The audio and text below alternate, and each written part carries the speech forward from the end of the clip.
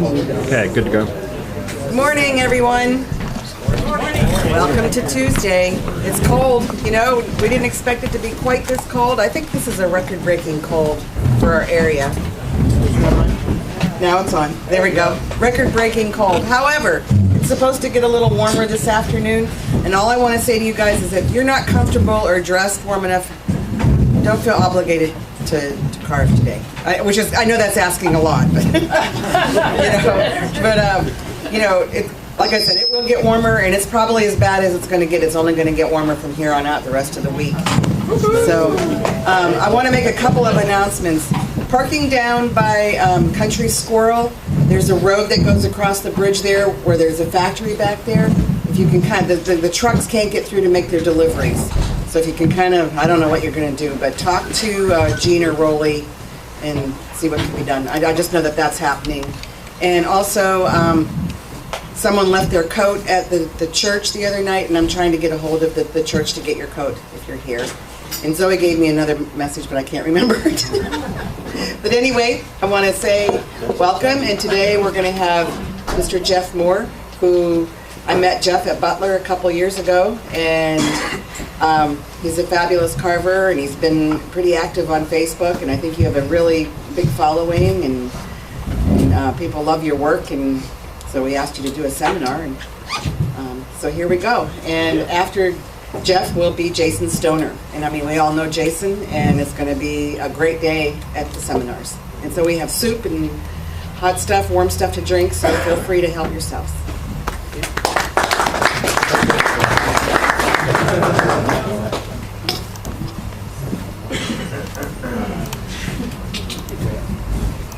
All right, I'm going to put myself into this thing. I don't do well with electronics. Here, let me help you.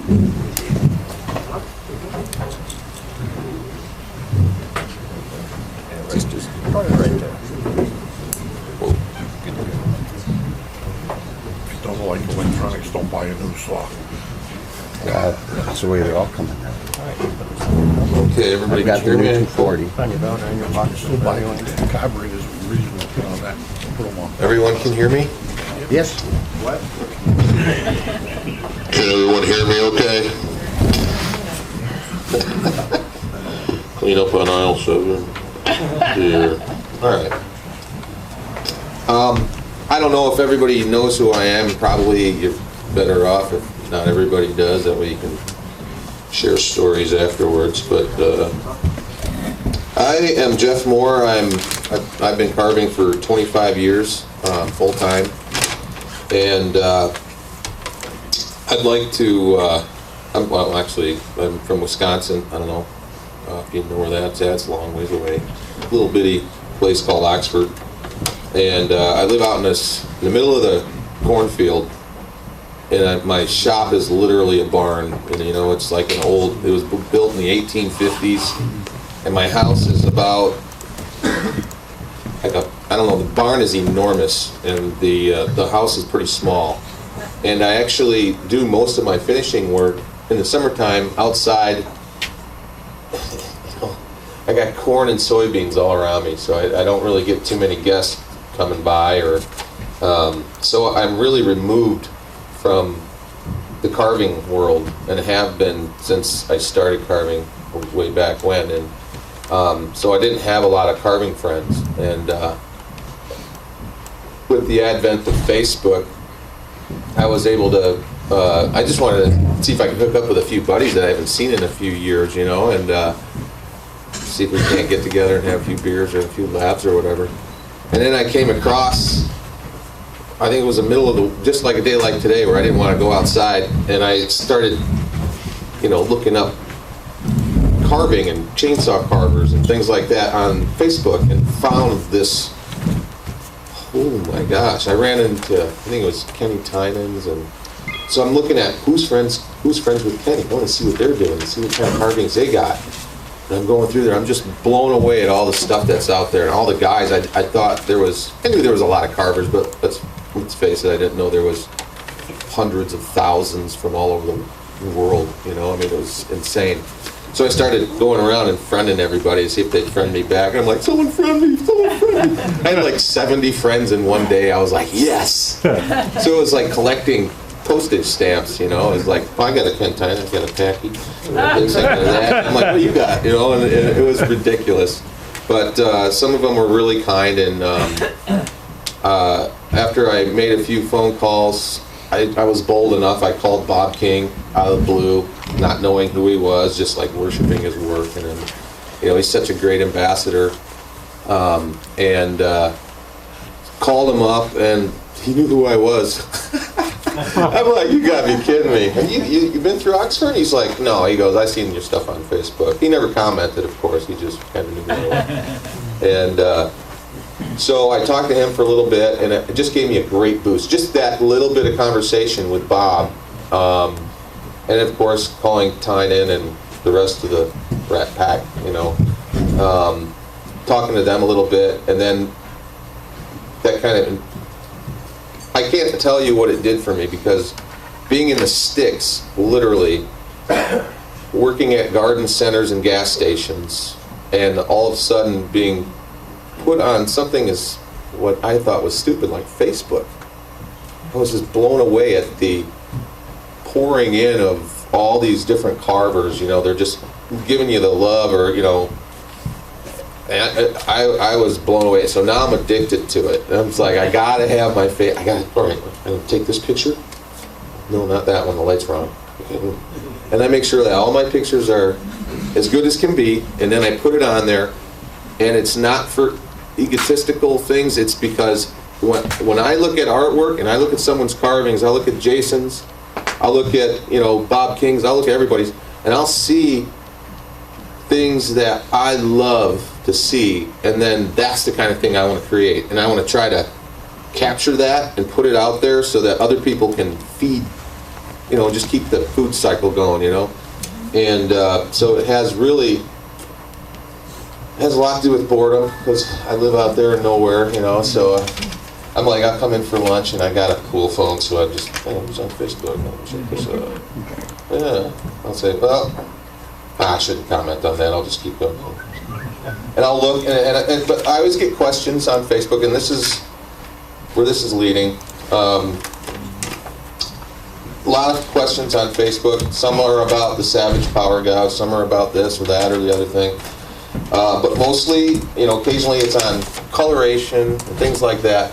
But I'm going to step aside and leave that to more mechanically inclined people that have a better understanding of, you know, how things work. Because, you know, I think I'm not a production guy, so guys who are in that and do really good work are probably more suited to answer that, because my stuff isn't necessarily the kind of thing you're going to pile up in a van and take across the country. Even though I just did it, I only took 3 because there's no way my stuff is not going to fit in a truck, and I didn't want to drag a trailer across the country. But some guys are super committed. I wasn't going to pay the extra tolls coming up. So, but anyway, so I'm going to leave that. You know, there's so many great seminars on YouTube by the other greats. You know, and so I'm just going to touch on a few things, and the title of it is Beyond Tools, and what's the other word? And techniques. Yeah, beyond tools and techniques. And so it's basically getting to the heart of why you do what you do, what keeps dragging you back in, you know, that kind of thing. And I get asked a lot of questions about that. So I'm going to continue with that. My background, I think my background is like a hodgepodge of wanting to be something other than what everybody else was expecting of me, you know, even though I kind of knew what they, my mother, she's like, you're going to be an artist, you're just going to be an artist somewhere. So I'm thinking I wanted to be a comic book illustrator, because I was, you know, pretty good with pencil and pen and ink and watercolors as a kid growing up. And the style of art that I did on paper was the same kind of feeling that I'm getting across out on, you know, the the wood now, you know, the different kind of textures and the flows and the colorations, and that's just what I see, and I don't stop until I get it, you know, and if I fail, I just look at it like lesson learned. Okay, where's the point of abandonment on this piece? What's going to be right here, because I'm tired of working on it, and you know, you got to break off at some point, and some people's break off points a lot sooner than others. I mean, I get attached, so. But as far as the style, it's like I was trying to explain it a few nights ago to a couple of people, how everybody has like a fingerprint, and you can look at somebody else's work and you can see their spirit like coming out of that. I don't know how many people are into that, who believe that, you know, like there's like when you look at a Michelangelo or something like that, you can, like David, the sculpture of David, there's just something that comes, and if you don't feel it, I don't know, I look at that and I'm just like, I can just get lost.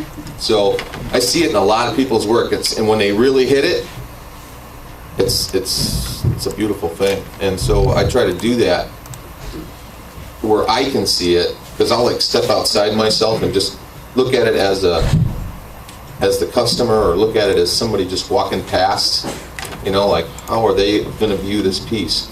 Where's the strong side, and how do I blend the strong side in with the weak side? And the only way to do that is to continuously have a flow that helps you minimize on the weakness. You know what I'm saying? But so that's kind of like my style, where it comes from, you know, is just from doing pen and inks and stuff. And I love like the 1930s and 40s, the European pen and ink style. I don't know if you've probably seen enough in books, and like back in the old days, they'd start a letter in the beginning of a paragraph, and that letter would just be kick butt. You know, they do some kind of vines and all kind, and then they would scroll across, and then I just thought, wow, I love to do that. Maybe I can get a job just doing capital K's and or, you know, an L or an R or something. Somebody's going to pay me to make an R. You know, that's really cool. But I could never make the line straight to go across the page. But I get a lot of questions also too about how do you know, because being out in the sticks and being alone, or relatively alone, I was wondering, you know, how many people learn to crack the nut? Do they have full-time jobs? Do they have part-time jobs? You know, my mom said, for years, you know, this is 25 years I've been at this, and I caught so much hell, and from everybody, from my friend, dude, you got to get a full-time job. You got to. This is not a job. What are you going to do? You're going to carve these stupid little bears and hope you're going to put your kids through college? Well, that wasn't my ambition, but if I have to, yeah, I guess I will. You know, I'm going to have to carve a lot of them, but I will. And I did carve a lot of them. But it moved up and onward. I didn't want to just get classified. I didn't want to classify myself as anything. I just wanted to just, like, shoot for the stars and just, I don't know. That's just what I wanted to do. So I got heck from everybody. My mother said, why don't you just get yourself a nice, you know, or a part-time job. Just work it, you know. So I started working at a tree service, and I was regional manager of the tree service. I worked my way up through the ranks and became extremely knowledgeable on different wood types, how wood reacts, because you're cutting it all year. You know what it smelled. I could tell you what it was by the smell, by the shape of the leaf, by the kind of bark it had. So I had a distinct advantage coming into this before I even started to be able to know what the wood is, how it reacts, like I said. And I'd read some carving books, and I thought, well, this should be pretty easy. Well, I could probably just jump right in. But it came to fruition that one day I was topping out a tree, and there's this really awesome looking old dude. And he was sitting in a lawn chair. This is a true story. He was sitting in the lawn chair, and I'm up in this bucket truck, and I'm just cutting, you know. And then he's sitting in the lawn chair and he's staring at these dead trees. I thought, wow, is that somebody just wheeling dad out for his son? I don't know what they were doing. And so my boss pulls up and he goes, you got to go over there and meet that guy. He goes, I was just over there. That's going to be your next job. And I'm like, what is? He's like, see that guy sitting there? I'm like, yeah. He's a carver. He's going to carve those dead trees and you're going to be the guy that takes them down. And I'm like, oh, okay. So I had to make him explain to me what the heck he meant by someone was going to carve a tree with a chainsaw. I was like, you got to be kidding me, right? And he's like, nope. So I finished the job, wheeled on over there to set up, because I actually, how many of us actually have to work with tree services or own tree services where you have to, coordinate a time for the trees to be taken down, blah, blah, blah, how high you want to cut them, are you taking the wood, whatever the case might be. So I was that guy. And this guy's name is George Capotis, and he's not known by anybody. He was a Greek sculptor, and he looked exactly, I'm not kidding you, he looked exactly like the most interesting man in the world. From the beer, from Dos Equis, or whatever that is. He was leathery, and he was tan, and he was wearing he had that peppery hair, or white, and he had the white beard, and he had it was so striking. I still see him sitting there, and he had a denim shirt on, crisp, ironed denim shirt with a red bandana. I kid you not.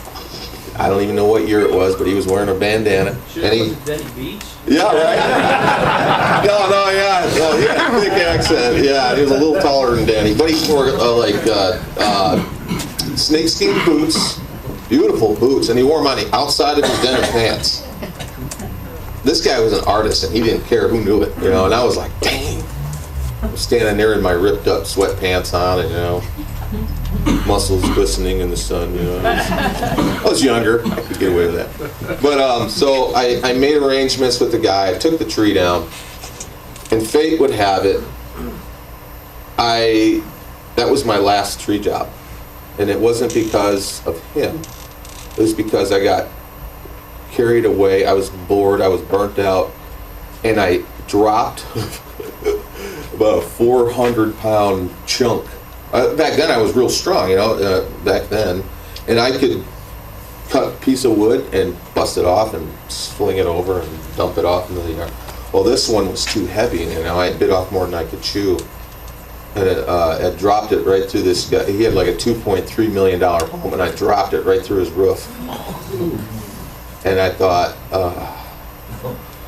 so I quit early that day, and I knocked off a little early, never told the boss, I knocked off early. I went to my buddy who was a roofer, and he lived like 2 doors down, hooked up with my buddy Billy.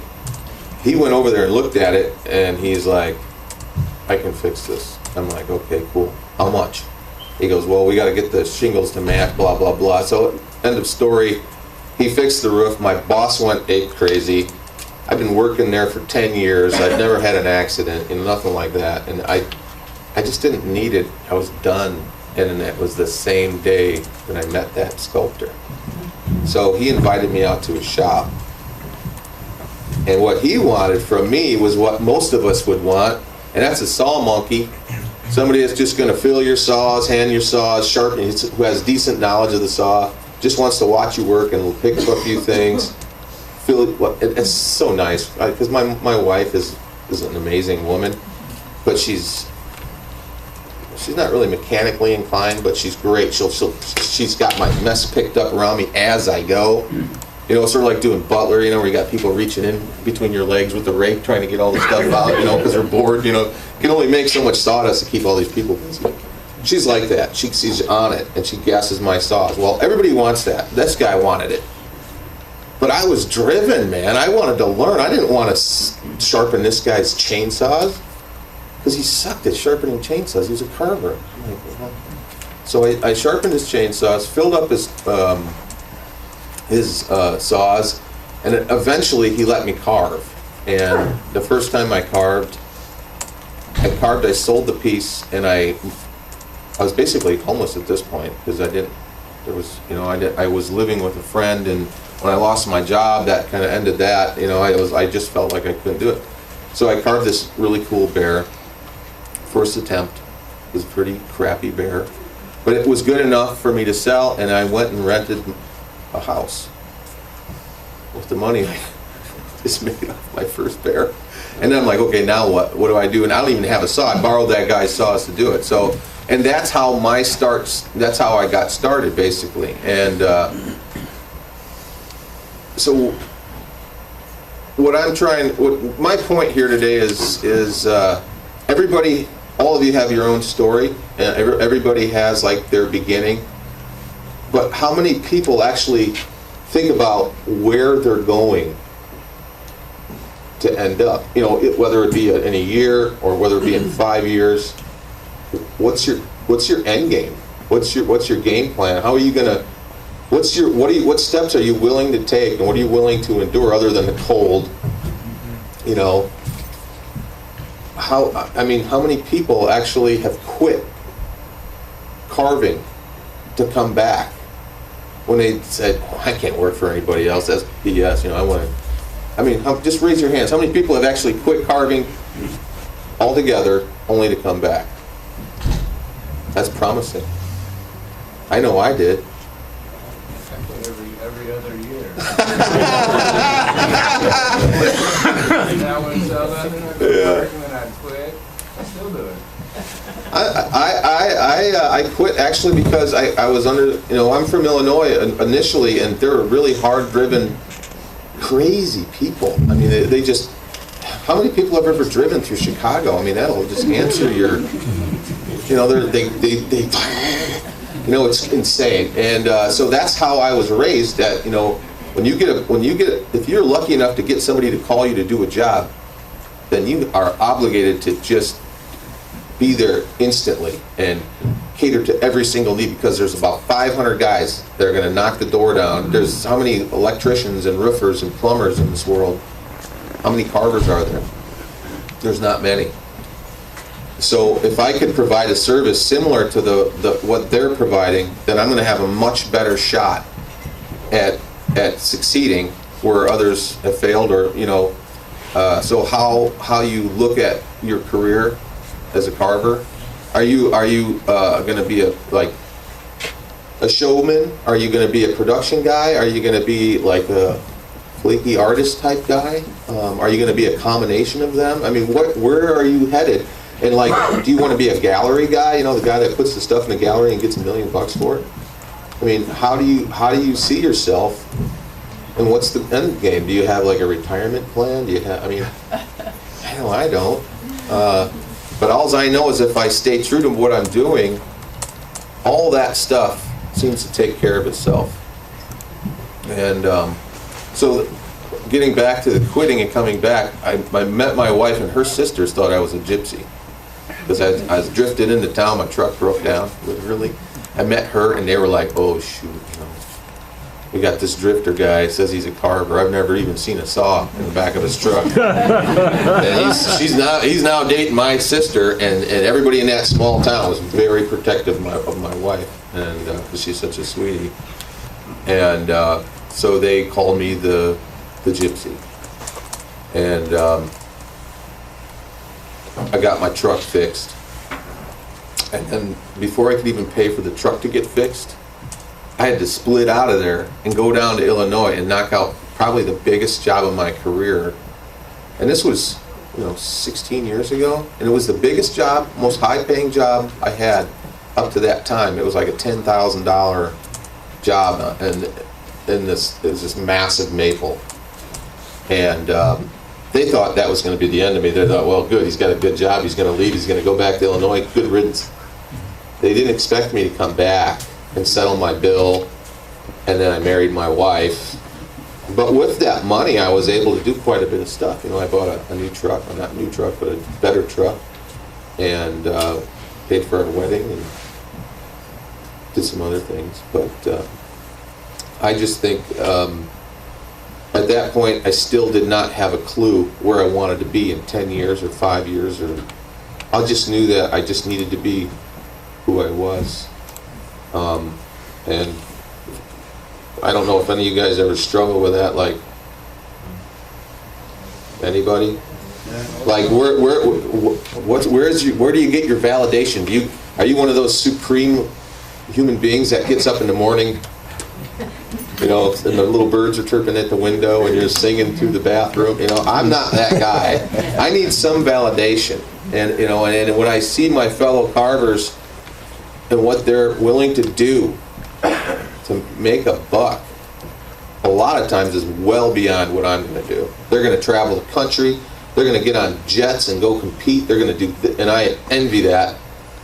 But I don't know that you know, maybe 20 years ago, I would have thought that would have been a great deal. But, you know, since I've already did what I did, and that kind of led me to be who I am now, I often look at it and say, those guys are crazy. I mean, look at Bob King. The guy goes everywhere. He flies I think he's in Australia or something now, having fun with his wife and jet setting and carving and you know, and he obviously has an end game in mind. He's doing super well. I use Bob King because that's the guy, to me, that is like the, you know, he is what the, you know, him and like Jason Emmons, perfect example. Those guys are the pinnacle of what they do. They are, you know, travelers. They compete. They go all over the world. I mean, it's kind of like they're like the rock stars of carving. You know, they command a certain amount of attendance and they get stuff done, and they do a great job. They're great ambassadors. But I wanted to kind of carry that over into my lifestyle somehow. How am I going to do that? Well, I always say, dress for the part you want, not for the part you have. And so if you carry yourself well and you start putting yourself out, you know, how many have like had great ideas? Like I live right now 20 minutes from the Wisconsin Dells, which is like the biggest water park mecca on the planet, man. It's just insane, and there's a crazy amount of money there. And I lived there in that area for 15 years, trying to kick the doors down, and no amount of kicking would open a door. You'd send an email, it would go through the chain of command, and then it would just die. You would never even get one back. And it just took one guy that knew a guy that knew another guy to stop by my house and see those white-tailed deer. You want to see if you can get on Facebook? And I don't know how many people have seen the whitetail that I did. Not too many. 3, 4. Those are here. Yeah. There's Sasquatch. I heard it was 1,000. What the heck? See how many feathers I created down. I think if you go to uploads, it's on there. Oh, your Santa Claus piece is amazing. Thank you. Uploads, where's uploads? Photos. And then go to albums, I think. And then you'll see Here? a little bit. It's in there somewhere. Let's see. Go back up again. It might, you know what? It might be mobile uploads. Yeah, that's right there, I think. Sure, we're going to start right back where we started. Just keep trucking. When you find it, just give me a shout.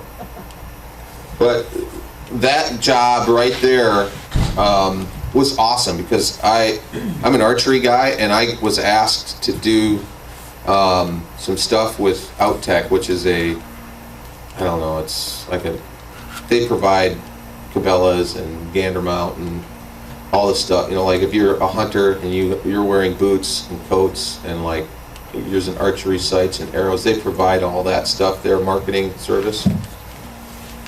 So they asked me to come in and, because archery is my background, I'm a certified NA, FA, or National Field Archery Association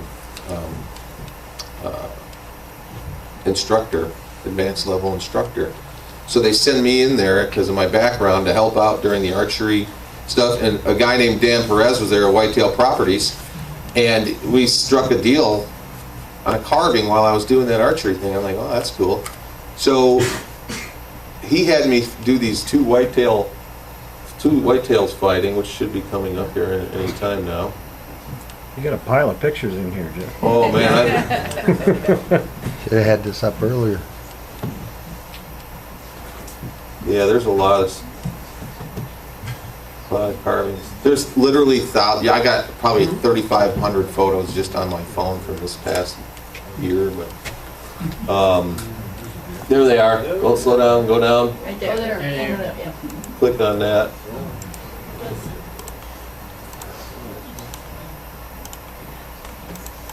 Let me lighten it up. Sure.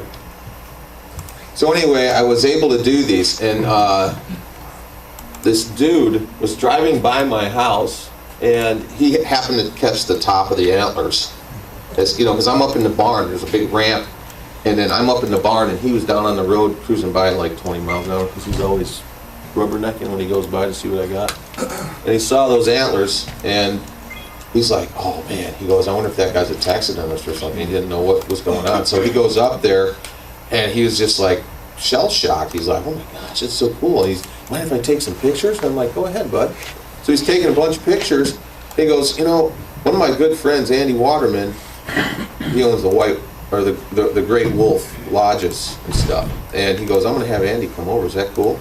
I'm like, yeah, whatever. How many times has someone made you a promise? And I know the owner of, you know, Sears Tower or whatever, and we can hook him up. We have dinner every. So, if only I had a penny for every time someone said that. This guy was not kidding.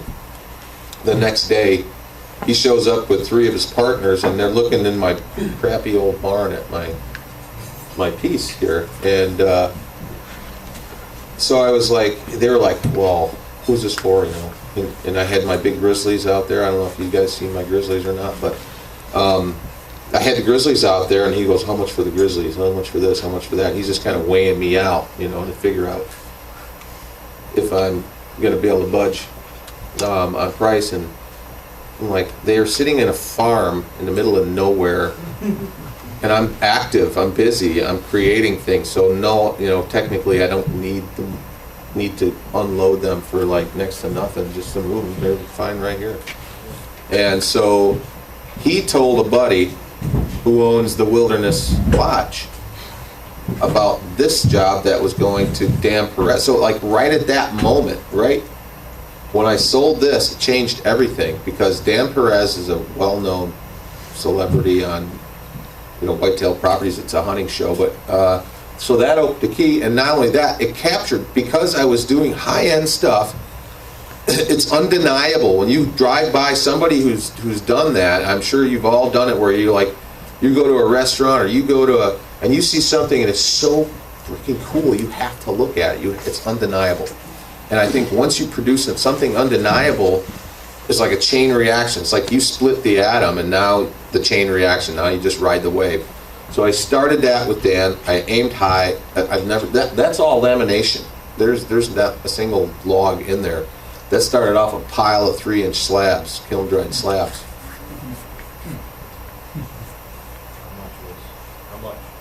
Oh, it was a substantial sum. I'm not gonna. Well, you said your biggest band job was Well, to the point, that was like 16 years ago, 15 years ago. This was more than that, but it doesn't. What happened is because I aimed high, I promised Dan that I would be able to produce something for him that would be kiln dried, because the man could technically afford bronze, he could afford marble, he could afford anything, but he really liked my work. And I think the fact that I was a fellow hunter and an artist was kind of high on his list. I don't even think it even realized it until we were talking that this would be the way to go. So I told him if we went with a laminated process, it would be far more stable, because basically you're taking away a lot of that, you know, instability. And so then it was completely covered with epoxy to keep it waterproof. And then the problem with epoxy, clear epoxy, everybody loves it. You know, no one wants to really do it. But if you're going to use an exterior like a marine style, you have to keep one thing in mind. It's meant to be out of, you know, UVs. The UVs will beat it up and it'll start flaking, and then you start having problems. And you have to thoroughly cover every square inch, because if water gets underneath it, then you're going to have some trouble. Even if it's a little pinhole, it'll start lifting around that pinhole. So I had to spend a lot of time on this, just coating it. And then I had to use colors to protect it, because the pigment is what protects it from the sun, you know. So, and then I had to go over that with a regular, like, spar urethane. And then the only thing they had to maintain is the spar. That's all they had to do. So it was an interesting combination of things. But because I went over the top on this one, it caught the eye of some guy just driving by who hooked up with that guy, who hooked me up with another guy, and that's, like I said, it split the atom. Next thing you know, I got stuff at the Wilderness, and I'm working for the owner. I just finished 6 pieces. I did like the St. Francis and the military boots, you know, the World War II. I don't know if you can go back or not. But this is all in one guy's yard, man. I did like this thing of his dogs that had been in the family for like the last, I don't know, 50 years. Like little dogs that the family's owned, that they were really attached. And they were all buried along by the horseshoe pit and whatever. And they said they had epic battles on the horseshoe pit between his dad and his grandpa, you know, so this is like an old piece of property. And the tree died, and he wanted me to memorialize the dogs, and not that, like a dog carver, so I just made it happen. They wanted a place to have a table where they could set their beers while they're playing horseshoes, and the tree was like right there. So I did that one, a different one, those 3, and then I did the big one with the eagle and the walleye and the big muskie coming up, and that was the final piece for that. And now we're looking at doing some stuff for Kalahari, doing some big panels for them. So, I mean, like I said, if you aim high, you know, dress for the part you want, not for the part you have. Split the atom, man. And how much time do we have here? We're almost knocking out an hour. Right? You're doing good. Any questions about anything pertaining to anything? The gentleman, Sorry. Yeah, you. the gentleman that you met, George Kopus, is he still with us? I honestly couldn't tell you. I did see George Kapotis. He lived in Illinois, and he had this beautiful home, and he did this, he was like really religious, and he did a lot of religious style carvings, and he made himself basically his little paradise. He didn't need money anymore, because I think his wife was deluded. And so they lived in a beautiful place, and he just carved whatever he wanted. And then he built like these little churches, and people would pay to get married in them and stuff. I mean, it was like crazy awesome, like Van Gogh, you know, crazy. What town was that? Just outside of Rockford. It was south of Rockford somewhere. Thank you. Yeah, no problem. And when you say dress for the part you want, not the part you have, is that even full down to the garb you wear? Or is that more... Well, no, I think it's a mental and a physical. To get, everyone's saying, well, how come he gets those, how come he get those and I can't get those, or whatever. And I hear that all the time. Well, how do you get those things? How do you position yourself? And the only way I can explain it is by like splitting the atom, like I just said. Create something that is undeniable, that you can't, that you put it, something like your Batman was totally BA, man. So that split the atom, that got you publicity that you're like, whoa, you know. But how do you capitalize on that? Where do you go from there? And how do you ride that wave, you know? So I think first you got to split the atom, and then you got to know instinctively what to do. And over time, it becomes easier. The older carvers, you know, they've figured out life for the most part. They know what to do. They know what not to do. They know where to go and what's going to work, what's not going to work, you know, where the younger guys are just gung ho, just, oh yeah, let's go, man. I don't care how cold it is today.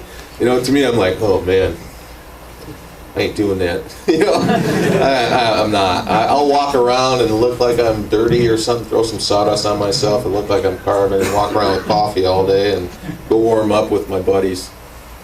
Then I'll carve for a little while and come back. But there's a point where I just won't pass. The lamination process, very, very interesting. I've had customers ask me about lamination. Do you think that's something that is... That's the atom splitter right there. It really is. 5 minutes about that, just like that? Sure, absolutely, if you want. Now, these I recommended that so when you're dealing with an affluent customer that is more interested in quality and they've sought you out, they can afford anything that anyone has to offer, but when they settle on you, that is a tremendous honor. And you know, but you still got to treat them like a normal customer. You can't, oh yes sir, no sir. You know, you don't want to act like, you know, you've never seen somebody with a house that, you know what I mean. You got to act like you've been there before. Like this ain't your first dance, you know. So basically, you know, these like that carving right there. I posted that on Facebook. Some of you might have seen it. I'm not a fast carver by any means, so I have to tool up and use the saws as my crutches. So I was introduced to Seriani's at Butler, and they have a couple of chainsaw bars that are extremely fast. And I was using Donna's, and I was wondering how Donna can be so dang fast. She's quick, man. So, and she said one of the things is she uses great big saws with short bars, you know, for the extra power, so she could just power through everything. And it never even occurred to me that I needed more than 3 saws. I always had my big saw, and basically carved most everything with 12 inches. My 12-inch dime tip. Most everything, because it just never occurred to me that I had to be, that there was a time frame involved. So I was able to just slowly peel away and get to the point of what I was seeing. It's sort of like, I describe it like when you, you know how a bird dog goes after its prey? They get downwind, they instinctively go downwind, and they'll kind of cruise up and down the rows, and you know, they'll work their way, and the scent gets more powerful and more powerful until they zone right in on it, exact spot, and boink, they got it. That's the process with the little bar, and that's my process of how I create just about everything. Some guys are blockers. They're mowing the field down looking for the prey, and I'm like sneaking around through the leaves. You know, that's me. But getting back to the lamination process, these are not laminated. If you can sell a lamination job, do a little research on it first before you start, because I never did any on those deer. I just did use practical sense and not common sense, because it's not a common thing that you can have common sense about. Because how can you have common sense putting a transmission back together if you've never touched a transmission or seen the tools? You can't have common sense, right? Hey Jeff, what kind of wood is the deer made of? The deer are all white pine. Yeah. Did you have the pieces kind of slabbed and dried, or buy them already? Yeah, I go to the Amish mills, and they have them ready to go. But then you hand select. You go through and you peel truckloads of them sometimes to find, all right, this one's going to be on the outside. So then when I stack them on my truck, I make sure like the outside boards have to be dead clean. The interior stuff can have knots, but the exterior part. So what I'll do is I'll take one board and I'll lay it down on my truck, and then I'll take it off the same way. You don't want to get it mixed up. Then you number them so that you have your clean boards on the outside. And then, did you block it as a big block and then carve it, or did you piece it together? That's another story. Yeah, basically, that's cool. I like that. Basically, that's it right there. It's in a nutshell. This is exactly what I did. Yeah, basically right there. And it's just, it's glue. That's it. It's like a funky And clamps. I just went and bought a bunch of pipe clamps. And What type of adhesive did you choose? I chose something that was not normally used by anybody. I've never even heard of it. I did some research online, and I was going to use Gorilla Glue. It would have probably worked out just fine. But I got this product. It's a clear. It's actually an adhesive, but it's an epoxy adhesive. There's 3 different kinds. There's a clear, just like a pour coat, like you'd pour coat any tabletop, but it has a strength that's very similar because it is an adhesive. I mean, how many people have pour coated something and got a little drip on something like cardboard? Try to pull the cardboard off the floor later. It ain't going nowhere. You got to grind it off. So even pour coat has that strength, but this stuff is waterproof. That's what they build boats with and stuff. So it's called SC110, and they make it in Texas. And I talked to the owner of the plant. He's like, yeah. He goes, how many gallons do you want? So I ordered a bunch, and so basically you just prepare your boards, and then lay the pour it just like you're gonna pour coat your stuff, and then just put another one on. Keep stacking it, and then what I did was I just made a giant stencil of the torso, drew it out on a big piece of cardboard, and then laid the torso on the board, and then created that basic shape of the torso, and then where the neck was going to go. Who knows Nick Bibby on Facebook? He's a phenomenal sculptor. He's doing a piece right now that looks almost exactly like the one I did a couple years ago. But his are red stag. He's got a different appeal, but they got different antlers. But basically, everything is the same.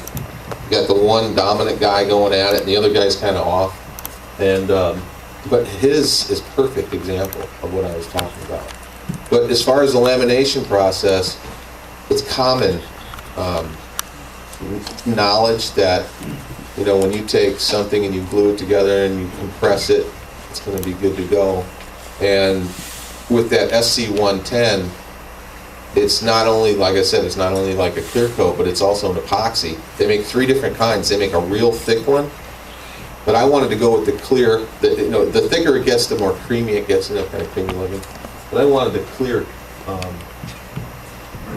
one, so that you could. So you're going to see all these seams and stuff, but I wanted that to be clear because the finish on it was semi. I don't know what it would be like, like a transparent. I wanted it to look like a bronze, but you can still see the wood grain, and that's kind of the way it ended up. I don't know. Did you plane the boards? No, they actually had a gigantic planer there. So they kiln dried them, and then we ran them through. The problem with it is when they kiln dry those 3-inch boards, they sometimes there's a buckle to them, and with a conventional planer, it doesn't take the buckle out, which is a drag, So now they purchased one that will take the buckle out. Like say if it's got a bow to it, when they run it in, that one end kicks up. Yeah. So Skype's the ends. So anyway, yeah. So we got did you find it? Yes. SC110. There it is. There's the culprit. And it reacts just like any other, pour coat. If I may, I'm a cabinet maker, Mhm. and I've done quite a few big wood countertops, and I've always used that Gorilla Glue. Gorilla Glue, yeah, works great. If you can't get that, the Gorilla Glue does. Yeah, this is a great product. It's really tricky to work with, and it doesn't play well with other products. So if you don't have like an extensive knowledge, probably Gorilla Glue is more than enough. Yeah. Carousel Building Horses books really can help some of these guys if they want to see Yeah, how that's laminated together. Because there's a big factory right there. I've seen guys build laminated carousel horses. And there's some great and books. That's really awesome, but that was beyond my carpentry skills. So I just did wood carver style, you But know. it helps for the lamination, how to put it. Oh, yeah, yeah, There's some absolutely. good knowledge in there. Oh, the importance of research. Did that answer any of, is that any other? Did you switch the grain to the lights? Did you change it? And switch Yes, yeah, anything that supports the sculpture, anything going off, any extremity needs to go grain-wise. It needs to reach towards whatever direction. Same with the antlers. Same with the antlers, and those were pieced together bit by bit. Yeah. You kind of like MDF board inside, like as a floor?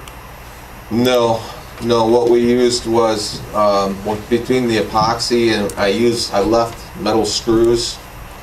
Because they were pretty heavy duty, and when they were done, you could hit them and they would just go boom. I mean, they weren't like wimpy, you know, they were 3 pretty. hours to do that. Don't know, didn't care. All I wanted to do was like, most of my pieces, I don't know how many people like set on a piece and they go, you know what, money, it doesn't matter.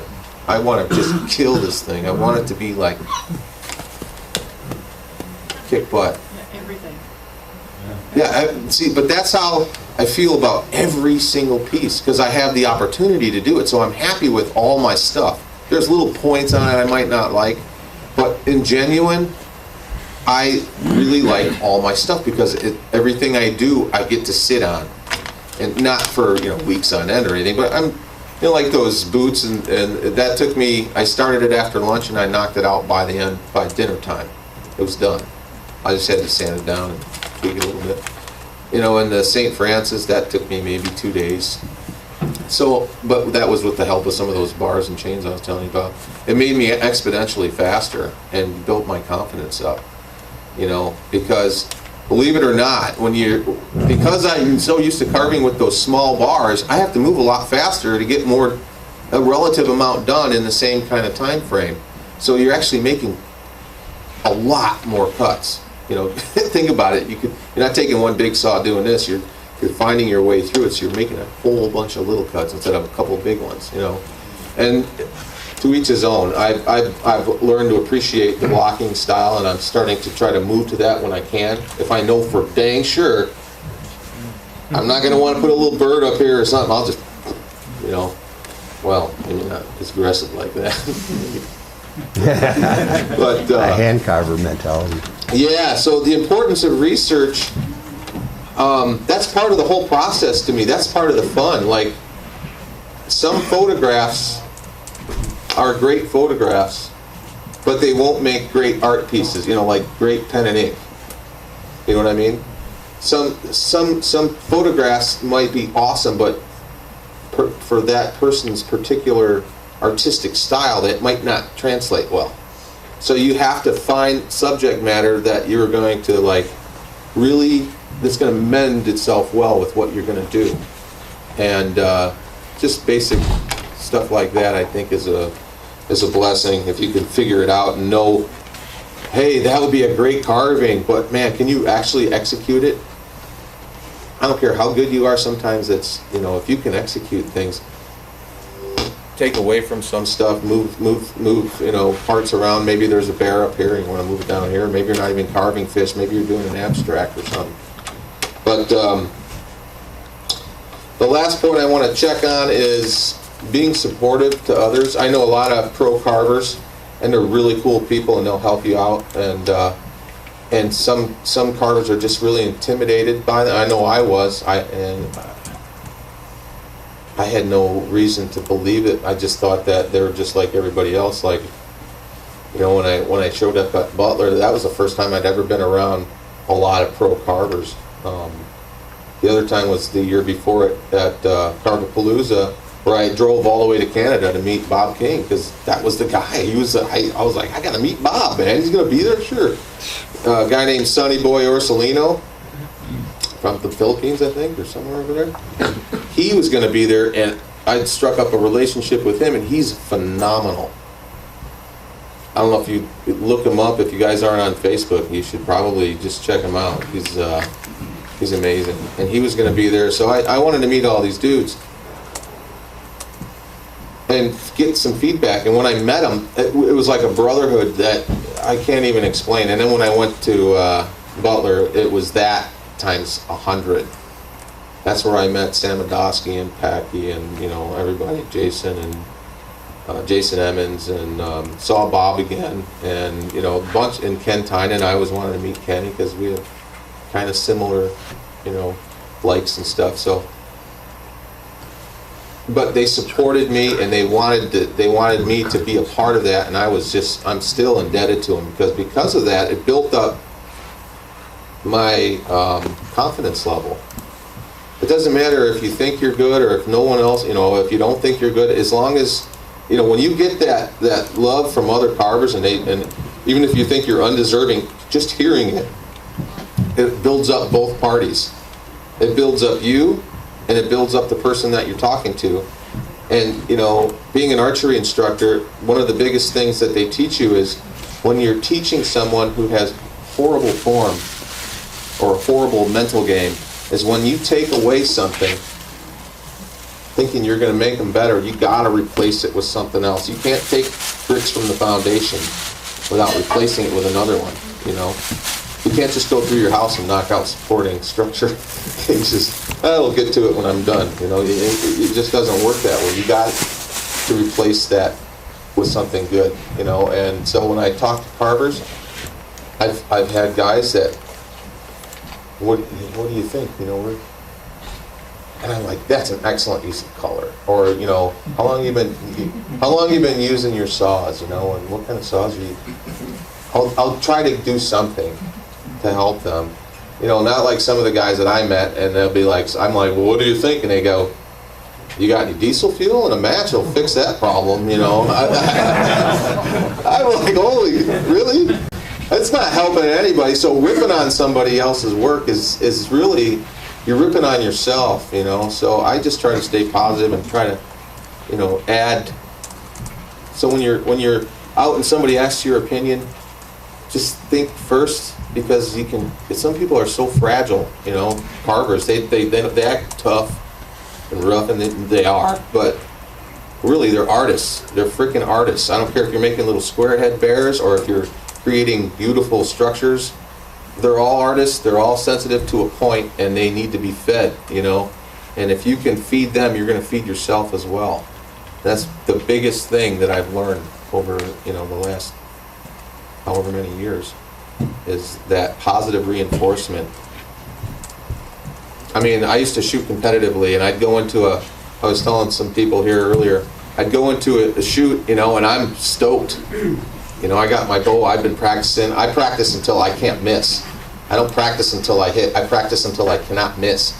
And the same goes into the carving world. You just, it's symbiotic. So what I do is I go into the archery, and I ask my friends, you know, hey, how'd you shoot? And inevitably, if they say, I'm looking for the guys with a smile on their face so I can talk to them, because I know what they're going to tell me. Oh, I shot great. Did you? Yeah, man. I've been struggling but yeah, I just went in there and dominated, man. Best score of my life. That resonates. It sticks in the back of your head. He feels good. You feel good. Done deal. Now, if you meet the same cat a week earlier when he was struggling, he's telling you, oh, I'm struggling. I'm so pissed off. I shouldn't have came. I just felt like this morning when I woke up it was going to be a bad day. Now, bang, it resonates. It's sitting in your skull. Even if you feel good, that's like a little tape recorder playing in your head. And so instead of him finding what he should be doing, or, you know, working positively, he's now diminishing his own efforts and crushing yours before you even get a step out there. So yeah, it's cold, but we don't need to hear about it every 15 seconds. Yes, I know it's cold. We're all standing in it. How come it's colder where you're standing and it's not cold? It's got to be 7 below there and it's only 5 below over here? Yeah, you got it easy. You're in the sun. It's like, yeah, but the wind just cut my face off, you know? I leaned against the trailer and left my hand skin on the trailer. But does anybody have any other questions as far as... Mentally, whenever you're on a big project like that, do you ever have to stop and even sleep on it to find your next move. That's excellent, and I was going to touch on that, and I totally forgot to, and I still have a little bit of time, and I'd like to address that. That's that intestinal fortitude part that carvers just have it, you know. Otherwise, they wouldn't. You would not be here. You would have not traveled this far. You would not put up with all the conditions or dealt with all the stuff in your past. People second guessing you, and why don't you get a full-time job? Can you make it? Whatever, man. And then dealing with the cold, so you can, you know, let's not deny it. There's like a lot of love in the room. Feel it. I feel it. There is, and anytime I'm around other carvers, there's such goodwill amongst them. You know. Very seldom will you meet a carver that's just a real, he doesn't like anybody, you know, and is real standoffish.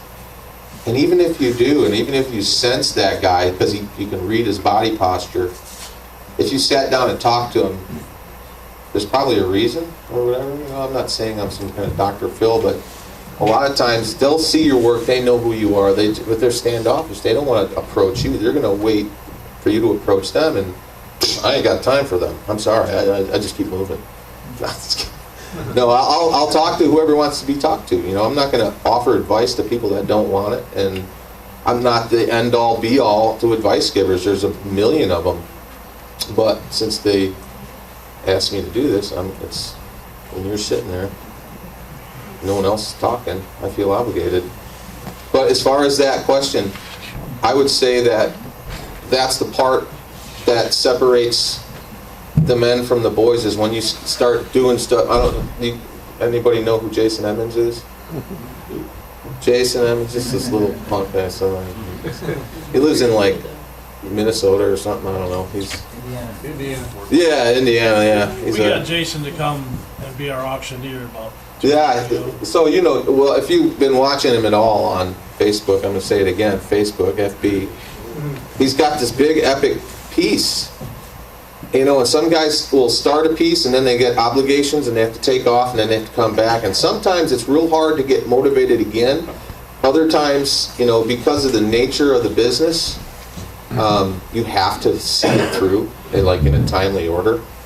And I think experience is like the lead player in that. Where how many have ever done anything like over 10 feet tall?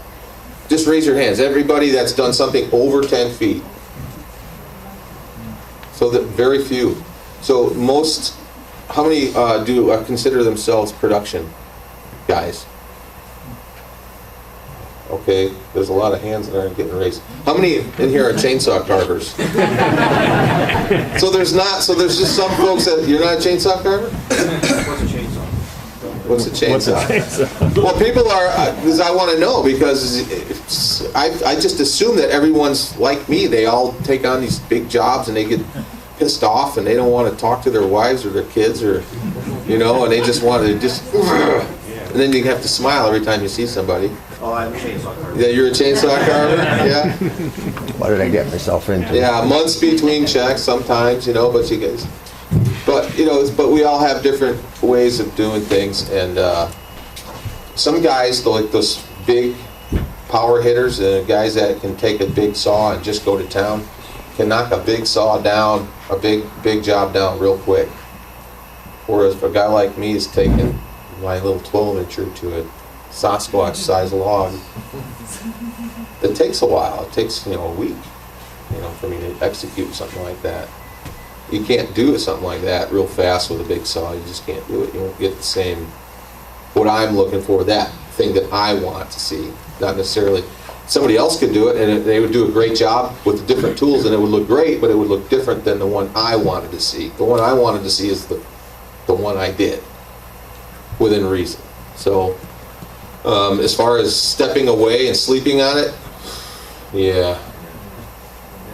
It's like a chess game to you. You Yeah. gotta think so many steps ahead. Yeah. With something bigger. And a lot of times breaking off of something and taking a sketch pad. How many people sketch what they want? Yeah, it's important to get that visual, even if it's a half-ass sketch. It'll at least lay a foundation. I am too lazy to draw the dang thing from 3 different sides. I'm like, well, I'll just draw the front side, and that's good enough. I figure, well, maybe, all right, maybe I'll do, well, what's going to happen in the back? Well, I don't know. I haven't gotten there yet. So when I start carving the back, but technically when you're carving, I have to see where the bear is going to end up to create that line. You know, if I'm going to carve a bear like the one I'm carving right now, here's the head, and it's going to sweep back, and I have to draw where that spine line goes, and it's going to curl around the tree, and I have to see where the butt's going to go so I know where to put the shoulder. If you're just carving the head, and oh, there's the head, now everything is misaligned, and you took too much out, you're never going to have any room for the feet, or the base for that matter. This bear is going to be hanging over so far it won't make sense. Gravity is going to take effect. And so as far as doing the research, that's part of that. You know, figuring out, maybe do some research online and figure out a different way to go. Sometimes I get asked to do stuff out of my head mostly. So that's cool. When people just go, yeah, we trust. We've seen your work and we trust you. We trust your ability. So we're going to come up with a basic thing. We want an otter and a fish and a whatever, you know. But it's up to me to decide how they get placed. If I'm going to add anything else or take away anything else, they just leave that up to me. And that's a very free thing. You know, it makes you feel great that people trust you. They pick you out, and they give you the ball, and that's great. And then other people just choke you to death because they want to stand there next to you, and nope, I don't like that. Or maybe they don't like the sketch you just handed them. It's like, well, it's a sketch, man. You know, what are you going to do? I can change the sketch 30 times until you like it, but then the carvings are not going to look like the sketch, so what's the point? So I just try to... The other thing,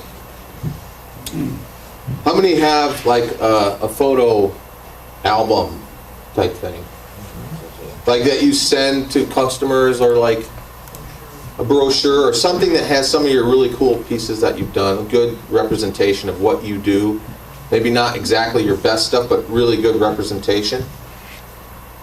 Good, because what I do is I try to do those big home runs and collect them, and those are my new postage stamps that I collect. And so what I'll do is, before somebody even asks me how much something's going to cost, I make sure that they have a big plate of what I'm capable of doing so that they can stew on it before they say, well, we have a 10-foot white oak, and they live in front of Green Lake, Wisconsin, in a $2 million home, but they want to spend $2,500 on a 10-foot white oak. That's, you know, you got to give them an impression that helps you get that bigger buck for each piece. You know, you have to sell yourself that way. Can I add one thing to that? Sure. Yeah. The other thing is, when you're in that negotiation, realize that's like, you know, don't run through that thing, but stop. And if you push it off, I like to push it off a day or 2 days. I don't want to tell them any money for a while. I just want to sit in that uncomfortable place where we don't know what we're doing yet, because that's your strongest point right there. If you just throw them a number because they're pushing you for a number, the shock value, yeah. Then that's where you get in trouble, and you don't. They say like, how much for a 6-foot bear, and you're like, you know, you throw out whatever your price is, $1,000, and then they're like, okay, cool. Well, I want him to have a volleyball, and I want him to be, you know, looking at his watch like this. Yeah, holding a platter with a beer on it. He's got a flag, and pretty soon he's like, for $1,000, right? And you're just like, no. So if you stop at that point and you ask a lot of questions, and then go, well, let me think on it, or, you know, but if you can even extend it 5 minutes, you'll find yourself in a better place than if you throw that thing out there. Absolutely, yeah. But the key thing is that plays into it. That would be the secondary. That would be the thing that you do after you show them your greatest hits reruns, you know. You throw out, like when I go, I definitely put the whitetail out there. I definitely put the Sasquatch out there. I'll definitely put my Pegasus out there. I'll definitely just bam, bam, and stack it up, because that's my example of what I do. I don't do much small stuff. I'll put that little Great Dane head it's only like this big, but it's really cool. So, you know, a couple different angles. People are like, oh my gosh. Yeah, go ahead. Everybody knows that they need to be reminded too. They always say, how long does it take you? Well, 17 hours. No, 17 hours and 25 years. Yes. 25 years and 17 hours, 15 minutes, and counting. I mean, that's just the concept of need. Exactly. And I always tell people, you know, I tell them right off, because they obviously have the money to spend. They pull up in an Escalade and they're giving you this, you know, I gotta have it for, how much for all three of them, you know, and I always get a little happy and nervous at that point. Because these people are gonna eat you for breakfast, or you're gonna have a great customer there. It depends on how you play it. And I'm horrible at it. I gotta admit, I suck so bad at that. Get me in a kitchen where I got my, you know, the closer. I'm the closer. I'll go in, and I'll just. By the time I'm done, they're writing a check, and I've got them logged into my calendar of things that I'm gonna crush in the future. You know, oh, yep, I'll be there in June 2nd, whatever, and I'll be here for X amount of days, and here's what we're gonna do. Great. But you get a guy just jumps out of his Escalade or his BMW and he says, how much for all three? But honey, ma'am, there she is right there. Is here? She's like, oh crap, you know. And you can't kick the can back and forth, you know. I say, basically I defer. Let's say, listen, here's a card. If you're serious about it, I don't do deals on a whiskey barrel. Well, give me a call and we'll discuss this, you know. And if he doesn't call you, then he's not interested. If he calls you, then he is interested. And people can smell desperation on a wood carver. It's like potent, pungent, and they can see it. And especially if you have disdain for the thing that you're selling. If you have an ugly piece that you hate, and I have them, but I've had them. I haven't had it in a while, but there's a couple that I still have in my barn to this day that won't see the light of day until I can figure out how I'm going to transform a sea captain's head and an anchor into something useful. Because that sea captain's head is funky and the anchor's kind of bent, you know. And how much for that? Call me, and I'll look up. Great gifts. Yeah, great gifts. That'd be a good fire sculpture. Selling fire sculptures over here, reduced grade. Yeah. But yeah, I think that is the key to build up. You know, do your regular thing, but every once in a while you got to do the me carve, the carve that is just like for you, the one that you wanted to do. And you're just going to crush it, man. You're just going to do a little research, do the sketching, and just be proud of it. Take a ton of photos of it, and then set those photos. You can sell it for whatever you want, because once the photos are made and taken, you have stolen its soul, and you can keep it, you know? And that's the way I feel like when I do like these big pieces, I steal the essence of them, and I can utilize them. I don't care what they sell for. If I can get a great price, great. I'm going to sell them for a good chunk, but I might not get, you know, every single penny I want out of it. But that's regardless. I've created it. It's now in my store, you know, my photo store, and I'm going to utilize those to their fullest potential when I sell the next one. So that's your investment. You're investing in your future when you do that. You're investing in yourself. It's an awesome thing to be able to do that. One other comment, make sure you take good pictures, put the black behind or something. Don't have it against the garbage can. Well, you try to take some good pictures, but you still, if not, just try to have good lighting anyway. I mean, you can't blot out a farm. You know, if you're standing back and you don't have the correct lens and you're taking a picture of a 10-foot carving, you can't. It's wait for a sunset, wait for the light to be right, wait for night to fall where you can get some cool lighting on it, and spend some time with it. See how the shadows affect. That's what I do all the time. But anyway, you use that as that's your closer. You send them those pictures.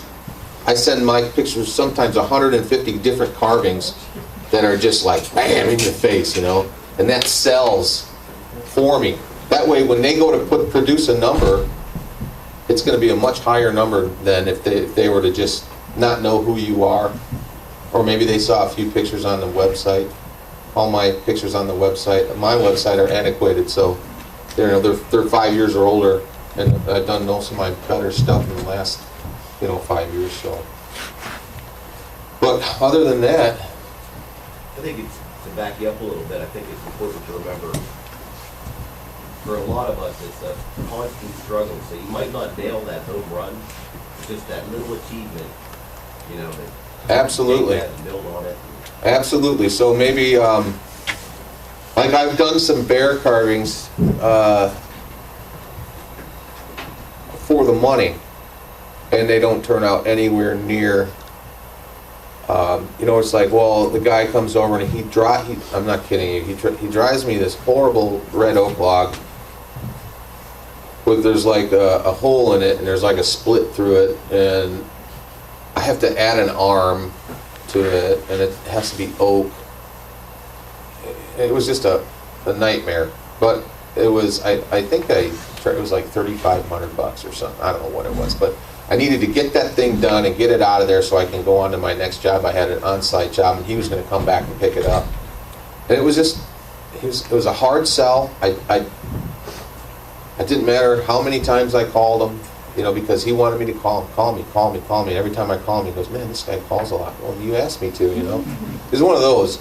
Anyway, so he goes, man, I can't believe how driven you are. We've called other carvers, and they don't even get back to me. And I'm like, well, that's how you do business. You can't do business if you don't return phone calls.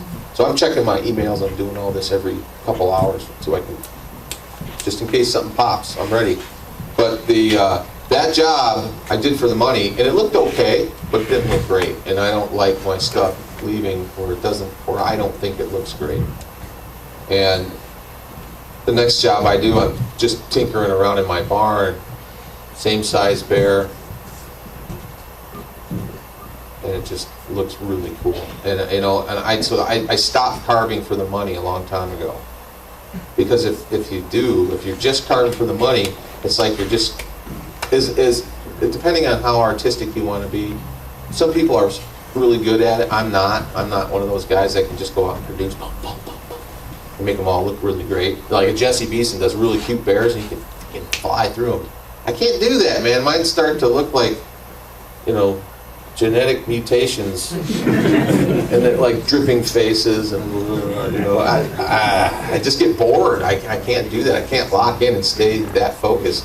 I have to keep moving through my pieces. So that is why I do what I do. And so anybody else? Are any of those big commissions you get, those real high paying ones? Those guys get terrified when they get them.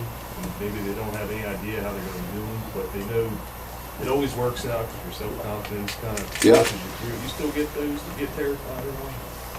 Where I get terrified of them? Like when you had those deer, were you scared about that? Or? Oh, I was mortified. Because I know in my heart that is the next phase. And a lot of the better, more experienced carvers, if they're smart, will offer that service to their wealthier clientele. It's a great way to get out of the same old and stop trying to force something into a log that really you're laminating stuff to begin with anyway. So why not start from scratch and have a superior product? It's going to be lighter, it's going to be stronger, it's going to be stable, it's going to be secured, and you can manipulate that sucker any which way you want and not have to worry about it cracking or pieces breaking up, whatever, you know what I mean? So in my opinion, that is the next great thing. It's like chainsaw carving is so awesome. Power sculpture to me is way better, because power sculpture allows you to do those crazy things that, like a Chris Foltz, I wouldn't recommend doing that. I don't know how he does it, man, but it's not my style, but I love it. But he's using all the different Dremels, and and once you step away from just pure chainsaw, then I believe, and I've had a talk with Michael Kopis about it, it becomes sculpture. It ceases to be a chainsaw carving and it turns into something else. So Yeah, right here, that had so much detail and it was a beautiful piece. thank you.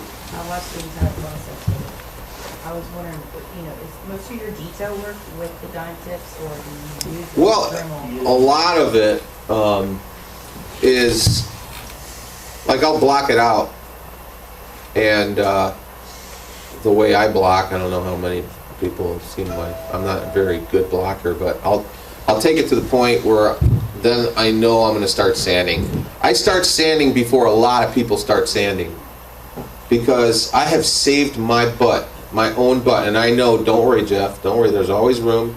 There's always room. And don't worry about trying to get too much detail too quick. What I found is if I sand, because I don't burn anything, very, very, very seldom, for a reason, because the type of sculpture I do doesn't play well with torches. You know, if I burn something, you get a lot of oversplash, and if you got a sanded space, and like say you got eyes or whatever, and you get that burnt oversplash, it is so difficult to remove and still, you know, maintain that crisp quality around, say, eyes, or, you know. So I try to avoid that, and I like to have, I'm a control freak when it comes to that. I like to have total control, and any coloration I can mimic that with the tones that you can. There's ebony and then there's, you know, provincial, and there's cherry and walnut. And I'm going to tell you guys this. I've been asked a couple times, and there is a way that I get those color tones like that. And then people are like, well, how do you do that? You know, how do you... And it's a basic process.